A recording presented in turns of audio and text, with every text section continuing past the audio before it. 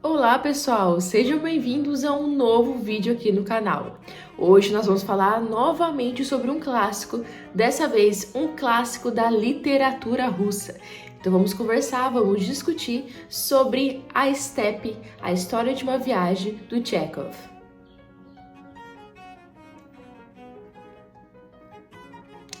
Esse livro já foi um livro muito desejado por mim, que eu sempre quis entrar na literatura do Chekhov.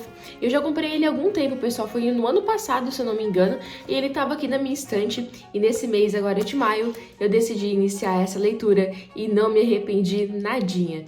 Gente, já vou adiantar para vocês que livro espetacular, fantástico, um livro assim que não tem como escrever ele duas vezes, sabe?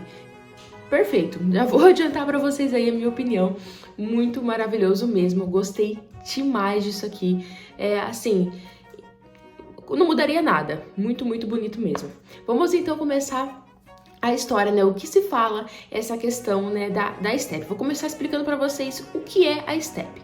Então, como a gente sabe, a Rússia é um país muito grande. E boa parte do país, ele acontece de ter essas paisagens, né, essas planícies que são conhecidas como a steppe, que são grandes áreas, assim, vastas, enorme, que não tem basicamente nada, né? Alguns vilarejos, algumas casinhas, algumas árvores, algumas plantações de milho, de centeio, mas assim, nada muito diferente de uma cidade grande. Então é uma área muito grande da Rússia, que vai até o norte da China. Então imagina, é um grande pasto assim, a céu aberto enorme. Isso é conhecido, é chamado lá por eles como a steppe. E a gente vai ter a história de um garoto que vai passar um tempo nessa steppe. Então o que acontece? Nós vamos entrar na jornada do nosso personagem principal, que ele tem o nome de Yerogutcha, não tenho certeza como. Óbvio, tenho certeza que tá errado o jeito que eu tô pronunciando. Perdão pela minha má pronúncia da russa aí, gente. Não, infelizmente, tenho uma grande dificuldade para pronunciar os nomes dos personagens russos. Mas aí a gente vai ter a história, essa jornada desse menino, né, do Yerogutcha. E o que acontece? Ele tem entre 8 a 9 anos, ele é bem criança, e ele mora assim num vilarejo também, perto ali da steppe. E o que acontece? A mãe dele decide mandar ele com um tio e com um padre para ele estudar num colégio melhor, numa escola boa, numa cidade grande, assim, né, para ele ter um estudo bom, ele conseguir se desenvolver na vida. Então a mãe dele preza muito por essa questão do estudo. Como ela não teve a oportunidade, ela quer que o filho dela tenha essa oportunidade. Então ela manda ele, esse nosso menino, com o tio, que é um vendedor de lã, um comerciante, e com o padre. Esse padre também acaba se tornando um vendedor de lã. E aí eles estão passando ali naquele momento, passam uns dias na casa da...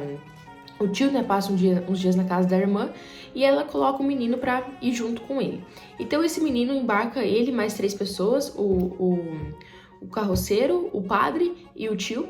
Eles estão vendendo lã, né? Então a carroça tá cheia de lã, e eles partem aí por essa jornada até chegar na cidade grande. E nessa jornada eles têm que passar por boa parte ou por toda a parte da steppe. Então são dias de viagem passando ali pelas estradas.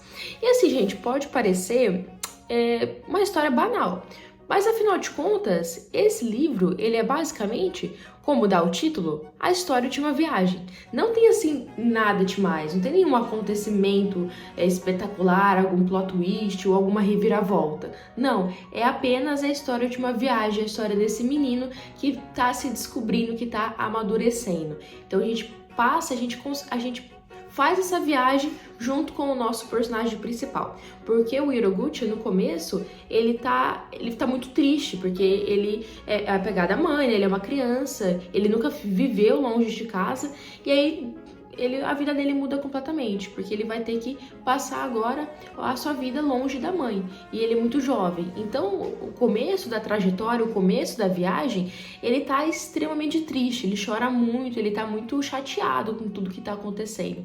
Então, a gente tem esses grandes momentos dele passando por isso, né? E depois de um tempo, ele já começa a sentir outros sentimentos. Então ele começa a sentir um pouco mais de curiosidade pela Steppe, pelo que ele tá vendo ali na frente dele, um certo tédio em alguns momentos, né? Porque tá ele lá, o tio, que é um comerciante meio durão, o padre, que é um cara mais dócil, assim, mais carinhoso, mas mesmo assim não tem muito diálogo com ele, né? Então ele acaba tendo um certo tédio em determinados momentos. Então, uma parte da viagem ele vai fazer com o tio, né, com essas pessoas. Depois de um certo momento, foi aí que a história dá uma mudada, assim, na perspectiva do menino, que a gente começa a perceber uma fase de amadurecimento dele. Então é uma viagem assim, de alguns dias, mas que pra ele dá pra perceber que significou anos de amadurecimento, anos de questões internas dele que mudaram. Dá pra perceber isso ao decorrer da jornada. Em determinado momento, passa um comboio, né, de várias carroças, e o tio dele conhece das pessoas da carroça e fala assim, pra ele ir com eles, terminar a jornada com eles, porque eles teriam que dar uma volta ali, fazer alguma coisa que ia acabar atrapalhando ele chegar no local dele. E aí esse menino vai com essas pessoas desconhecidas, né? E essas pessoas são pessoas assim, trabalhadores, né? São pessoas que ele nunca tinha conversado. E aí ele termina essa jornada com essas pessoas. E nisso pega muito na questão que eu comentei do amadurecimento dele começar a entender a vida dessas pessoas, né? Como que era, o que eles faziam.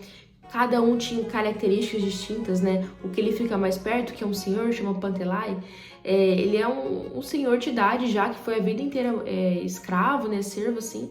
Então ele tem muita história para contar, vários acontecimentos na vida dele, e o menino acaba aprendendo muito com isso. Mas, gente, uma coisa que eu gostei muito do livro, que foi o que mais me tocou, é que, como eu disse, é um livro de uma história de uma viagem, que não tem nada muito espetacular que acontece.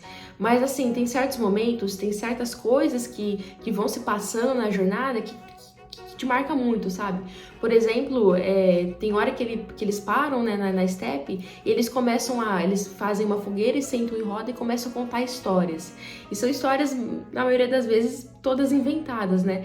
Mas aquilo gera um sentimento, sabe? Então tem várias coisas que acontecem durante a jornada do nosso personagem que me marcou muito, entendeu? Que são coisas assim, detalhes que são muito preciosos.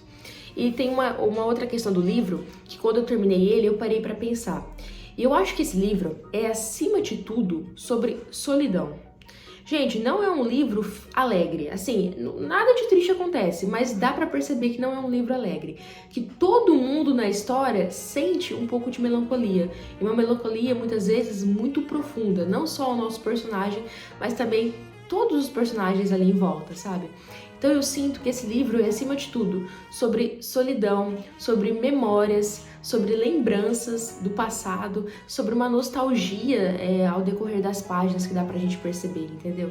Então eu achei um livro, assim, muito bacana, que fala muito sobre essa questão da solidão. Esse é um tema que eu gosto bastante.